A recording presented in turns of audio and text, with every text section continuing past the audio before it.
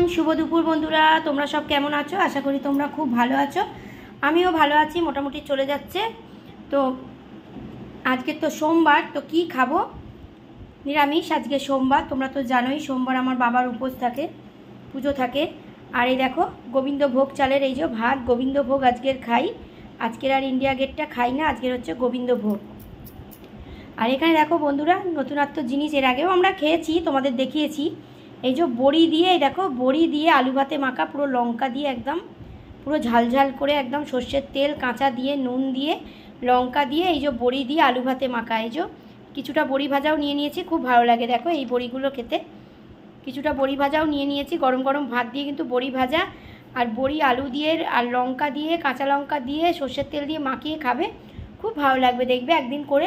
আর এখানে হচ্ছে দেখো পেঁপে আলু দিয়ে ছোলা দিয়ে তরকারি।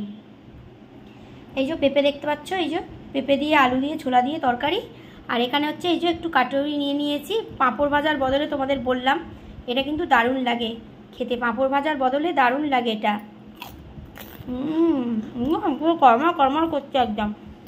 আর এখানে দেখো শশা, তোমরা তো জানো শশা ছাড়া আমার চলবে না। এই যে শশা আর এই যে কাঁচা লঙ্কা নিয়ে নিয়েছি।